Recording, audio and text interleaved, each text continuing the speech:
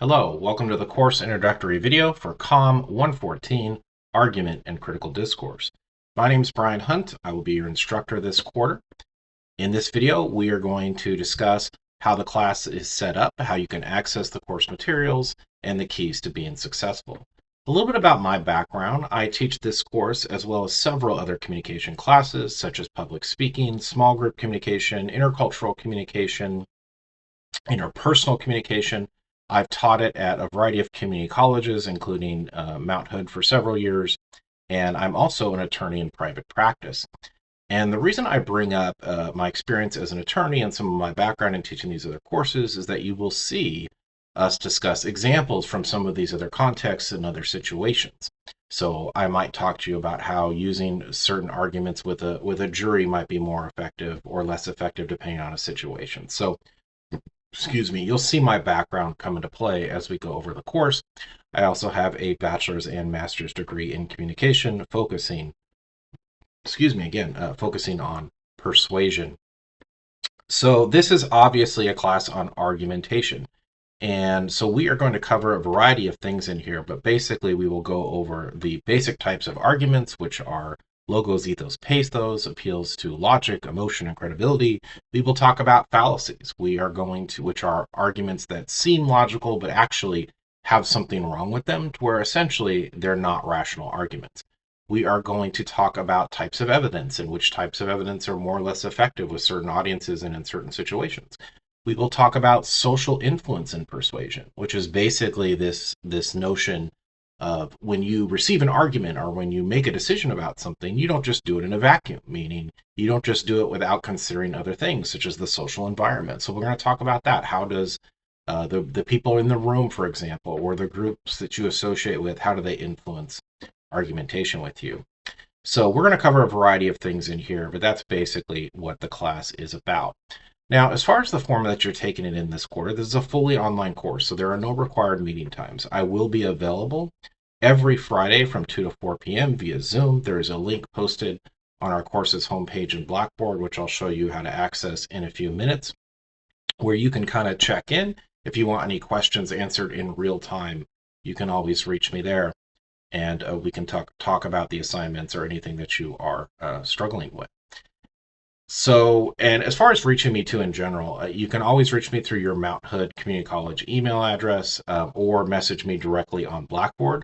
I will usually respond within 24 hours. I tend to check in the morning and the afternoon. So usually you get a pretty quick response. So I have the syllabus here pulled up, and we're just going to go over a couple of things. This is posted in a syllabus folder that I will show you again later when we access the course materials on Blackboard. This little bit of information at the beginning, this is going over the course outcomes, which is essentially what we're going to be trying to accomplish in this course, what you'll be learning, what you'll be covering. As far as the textbook, as we turn to page 2, the textbook and readings that we're going to be using this quarter are all free. They will be provided in the readings folder on Blackboard. I'm actually going to pull from a variety of resources on here. So sometimes it'll be handouts, sometimes it'll be a specific textbook chapter. So just make sure that you're aware of how the reading comes along as we keep going. Technological and software requirements, you basically just have to be able to access Blackboard and the ability to use PowerPoint or Google Slides for a presentation that we do at the end of the class, because you will need visual aids for that. But as long as you can do that and you have access to a typing program such as Google Docs or Microsoft Word to type your assignments, you should be good to go. All right. There's some additional information here about using your phone to access course materials, right? Classroom policies, participation, disability accommodations. If you need disability accommodations, contact Disability Services or Accessible Education Services. They will determine, they'll ask you some questions, determine which accommodations you might be eligible for. They will reach out to me. You'll get an accommodation letter, and we can set that all up. Hopefully this class, by being fully online, is already sort of set up with some of the accommodation tools you might be seeking, because you're getting copies of the PowerPoints, for example, and access to the lectures that you can watch over again. But if there's anything else that you need, contact them. They can send the letter, work with me, and we'll get that all set up for you. It can definitely be a game changer to help level the playing field if you need those accommodations. So definitely look into it. We have a section here on academic honesty and student dishonesty and student code of conduct.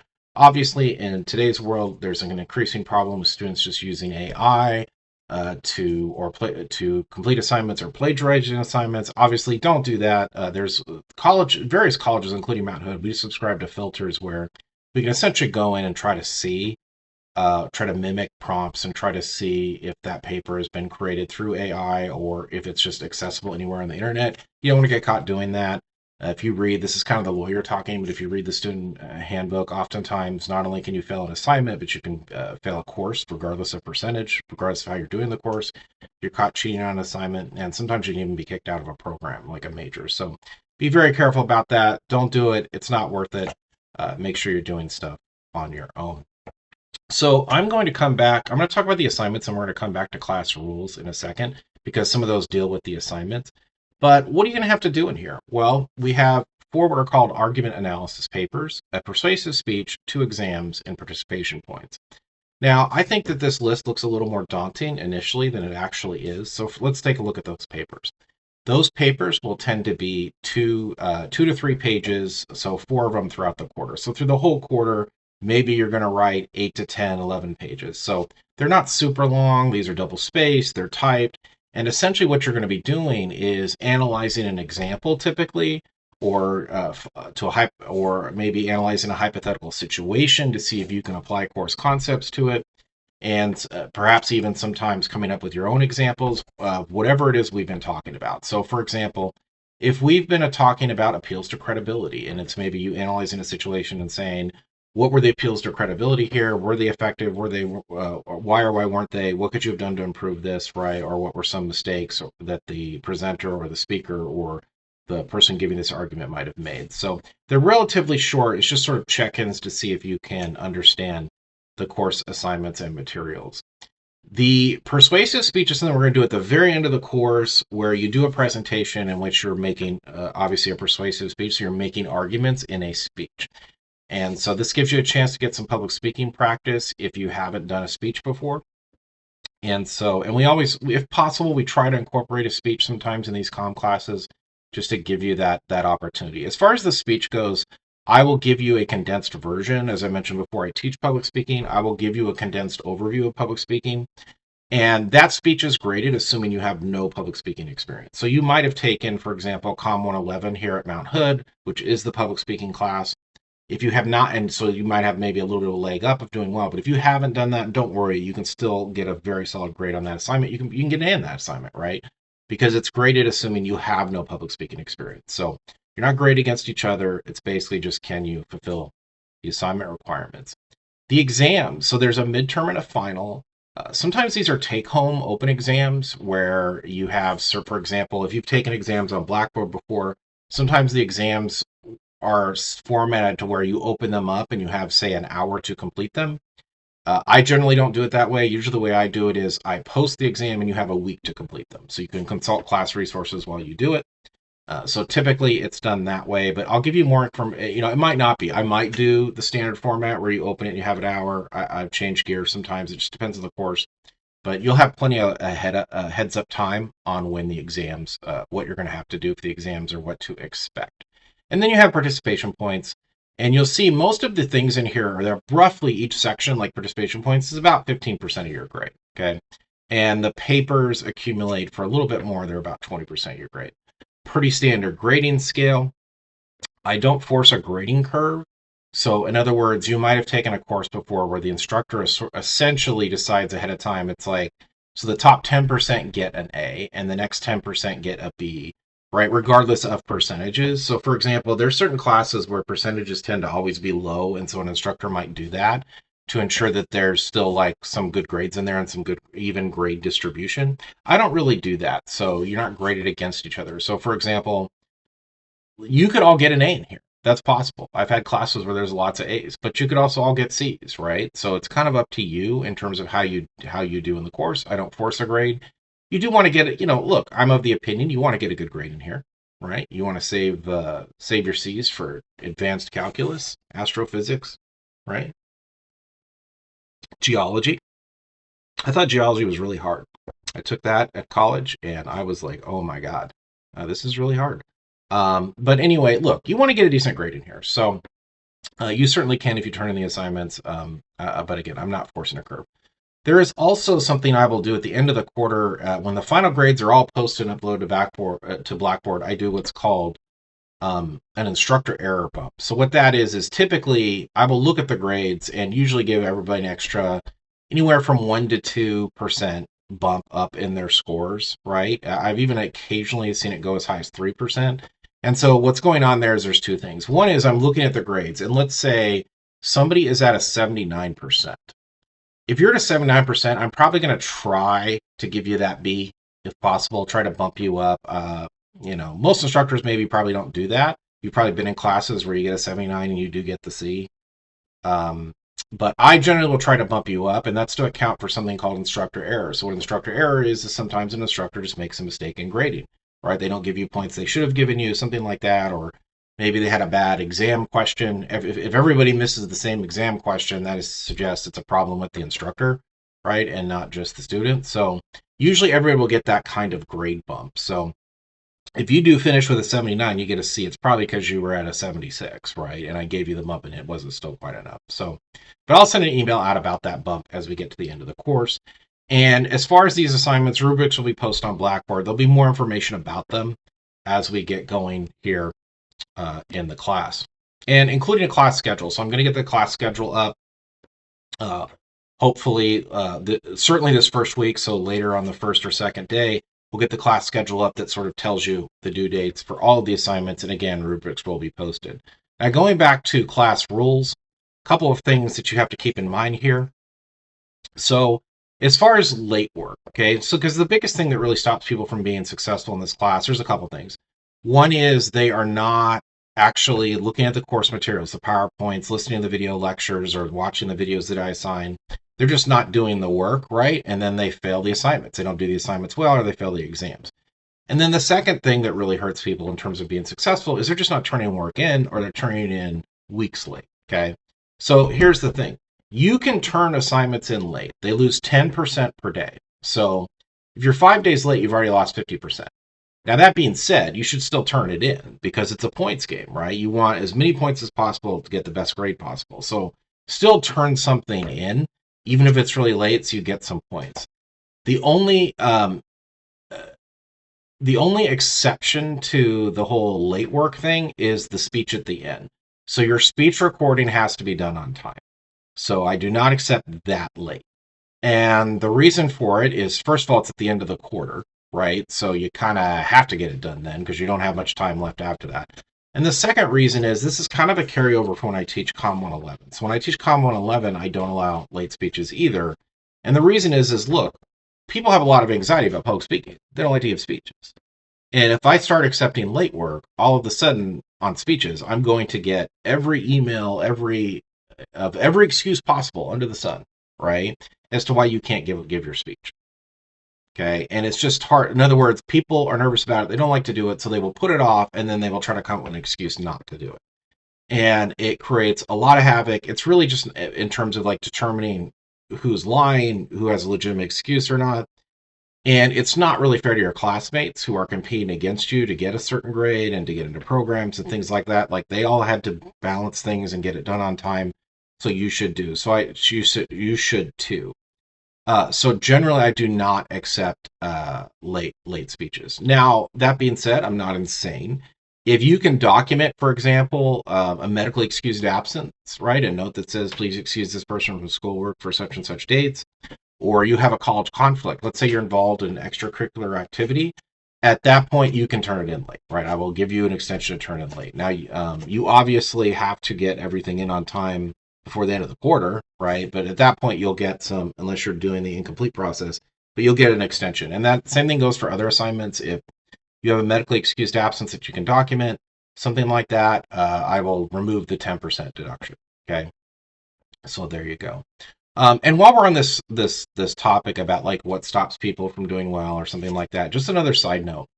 Every quarter, there's people that sign up for this course or any given course, and they just disappear. Like maybe they do the work for a week or two and then they disappear and I never see you again.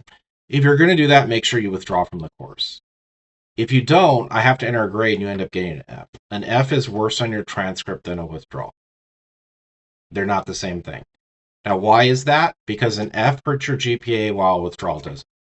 So let's say you take 2 classes, you get an A and you get an F. Your GPA is a 2.0. So 4 for the A, 0 for the F. Let's say you take 2 classes and you have an A and a withdrawal. Your GPA is still a 4.0 because the withdrawal doesn't affect your GPA, right? Even if you get an F and you retake the class and let's say you get an A, guess what? You're still averaging a C for the course because the F still counts. It replaces it in terms of applying it to like a degree, right? Or fulfilling a requirement, but the F is still on your GPA. So just because you retake the course and get an A, you still have a 2.0 average for those 2 times you took it, right? So don't take Fs, make sure you withdraw. If you're taking a class with a lab section like biology, make sure you also withdraw from the lab. Sometimes you have to withdraw from that separately because it's a separate grade or there's some other component, right? So just make sure you do that. And another thing that happens is I'll have people come to me at the end of the quarter and they're like, well, how do I get an incomplete? So first of all, to get an, which gives you an extension after the end of the class to complete the course, right? First of all, you'd have to have a documented reason. Second of all, it has to go through the college to actually like apply for it, and they're going to review it and ask you for proof for the reason. And third of all, you have to demonstrate, like I have to prove to the school that you've completed roughly 80 to 90% of the coursework already. So you're not even eligible no matter what happens unless you've already completed most of the work, right? So you'll have every once in a while there's a student who disappears, they've done 10% of the work and they're like, well, how do I get an incomplete? Well, you can't. You're not even eligible. It doesn't even matter what happened to you, right? Because you didn't do enough of the work to begin with. So make sure you're just sort of aware of these kinds of things because I don't want to end up giving you an F when you could have just withdrawn, right? Or something like that. Or also just obviously be aware of withdrawal deadlines, right? If you need to withdraw from a course, there's certainly deadlines where you, A, whether you can or can't withdraw, but also B, whether you can get a refund back. So last little note here on the course rules. I'll send you a reminder of this as we get closer to the speech assignment. But as far as your speech recording, you'll have an option of recording it and then uploading it to Blackboard or doing it over Zoom. You do not have to show your visual aids while you're speaking. It could be just now, if you can do it like you're seeing here, where you can see me and you can also see the class syllabus, okay, great. But I'm not going to require that. And the reason for that is some students either don't have the technical setup for that, don't have the know-how, right? And I'm not going to penalize you for that because you ended up taking the course online. So as long as the video shows you, I do need to see you talking. It can't just be a screen record of your visual aids and I just hear a voice, because we need to prove who gave the speech, right? And if it's just an audio, I can't validate who gave the presentation. So just make sure that I can actually see you. As long as you send me your visual aids, I will give you credit for them as if you showed them during your speech. So essentially, I'll open them up while I'm watching your speech and give you credit for them. Okay, let's take a look at Blackboard. Let's take a look at our course's homepage on Blackboard. You should be able to see it now. So when you log into our course homepage, now this is a little bit different because I'm the instructor. So let me just enter student preview for you. All right, so this is how this should look for you, okay? So when you come in, right, you have this announcement here. I also posted this announcement. So if you go to the announcements tab here, this is always going to be pinned at the top of this course, which just kind of explains, hey, it's a fully online course. Here's how you can reach me. Here's when my office hours are. I do need to correct that. It says Thursday, but the office hours are actually going to be on Friday this first week, and then they'll switch to Thursdays, but they're actually on Friday this first week. So you're going to see this right here, right? And this is also going to be in the announcements tab. So if you click on announcements tab, right, if you haven't taken a class before in Blackboard, this will be new to you. If you have, you probably already know this, but I will post announcements here. Typically what happens is every week on Sunday night or Monday morning, I will post an announcement saying, hey, this is where we're at. This is what you should be working on. Here's a reminder of assignments that are coming due. Here's what you should read, not read. Here's the materials you should be reviewing. So as long as you need to make sure you're staying caught up on those announcements. I will also usually send them also directly to your student email. So just make sure you're checking your email so you can access all the materials. Now, if you ever want to go back to the course main page, you go to lessons homepage, right? So when you scroll down, what you're going to see is everything is located in various folders. So you have the office hours link here. This is a link to college resources. So if you click on this, you're going to have access to different things like tutoring, counseling center, all this sorts of stuff. Some of this stuff is also located over here. right, on the left-hand side um, of the course materials. Okay, readings. This is where you'll find the readings, the textbook. I will also try to post readings within specific units. We're not going to read every chapter of, like, there's 2 textbooks in there right now. We're not reading every chapter. We're reading some from one book, some from another, right? Handouts. So definitely don't jump ahead on the reading until I tell you like what we're reading for that week. And I don't assign any reading this first week because students are sometimes changing sections. I want to keep it relatively light so you don't fall behind the first week if you're joining the class late. So there's no readings this first week. In here's where you will find the syllabus, right? Which is right here, what I'm going over. Okay, you're going to see obviously a module page with the syllabus.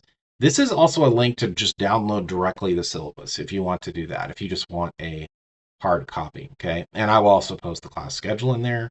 This folder contains assignments. So if you click on this, right, here's our first assignment. This is due Friday at midnight. What I want you to do is answer this question about how will argumentation impact you in kind of like a professional setting.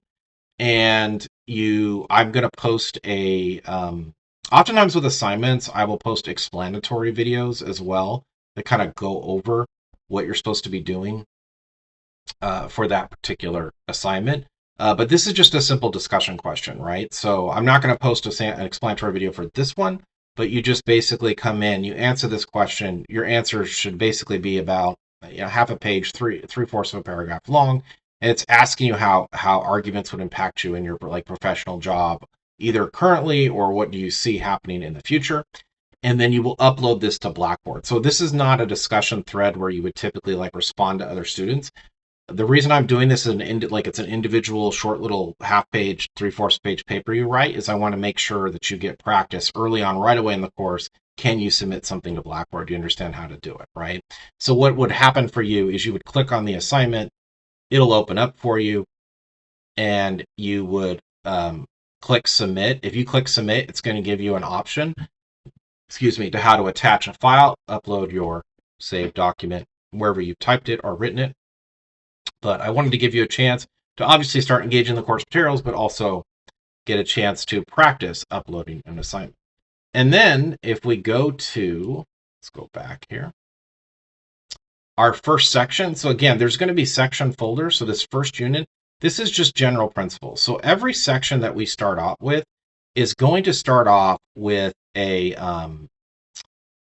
start here page, right? So the start here page also kind of explains, hey, this is what we're working on right now. This is what you should be going through this week. Okay, so you always want to make sure you take a look over this. This also sometimes will explain why we're covering this. So at the beginning here, instead of like jumping right into arguments and the types of arguments and all that sort of stuff, we're actually just starting with some communication basics. And so I'm going over some basic models of communication, some basic ways that we know communication can have an impact in various settings and situations. And that's because we're going to come back to a lot of these principles as we go through each section of the course. So it's a class on argumentation and critical thinking, but it's also a class on using communication to impact or influence the effectiveness of those arguments and to also like sharpen your critical thinking. So communication is always an important part of context throughout the course. So we cover the basics of communication in this first section, and then we'll get into the arguments next week. So what you're going to have here is this is a link to the PowerPoint. So that's the course this first PowerPoint, right? And then under here, these are links to video lectures, just like this video where I'm going to cover the PowerPoint, talk about it, go through some examples. These are links to these are very short videos here, these 3 videos on models of communication that I want you to watch. They talk about the different models of communication. So this is where you're going to find all the stuff. I will also typically link the readings in here as well for each section unit. So that is how you will access the course materials.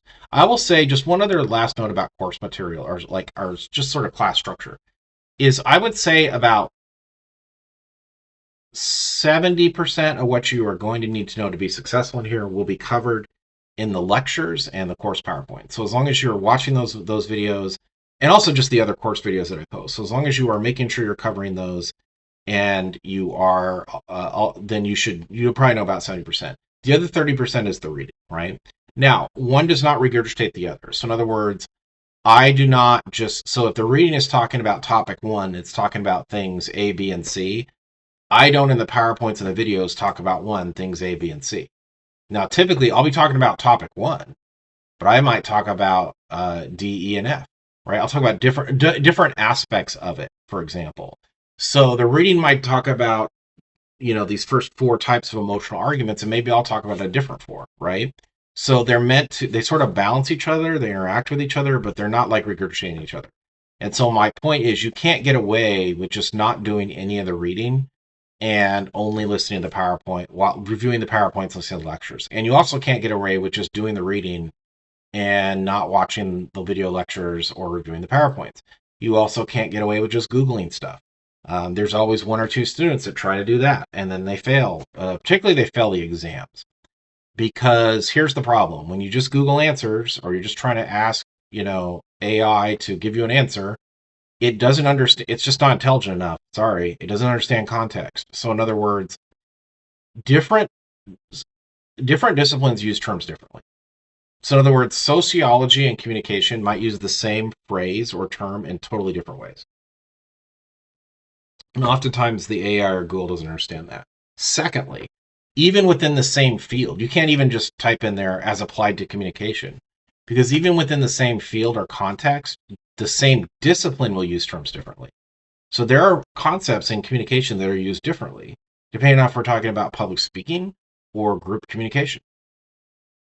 So, right? So it's not going to know that typically. This is one of those things like you don't know what you don't know, right? And you can't solve a problem if you don't even know what to Google, right? If you don't even know what to tell the prompt to get it right. So don't do that. Those types of shortcuts, you end up just failing. And there's always a student or two that tries that and it doesn't work out. Personally, I don't think that the video lectures, I try to keep them within a reasonable time frame. They're not 4 hours or something like that. They're not 3. They're not even 2. They're maybe an hour at best, right? Sometimes shorter. So for a week's worth, right? So it's less. It's probably less time than if you were actually sitting in a regular class. So that's another thing to keep in mind in terms of being successful. So I hope you found this video helpful to understand how the class is set up. If you do have additional questions, again, you can reach me every week through my office hours. It'll be this Friday from 2 to 4 p.m. After this week, I do anticipate probably changing it to Thursdays. You should always reach me there, reach me through email, or reach me through a direct message on Blackboard. Again, welcome to the class, and let me know if you have any questions.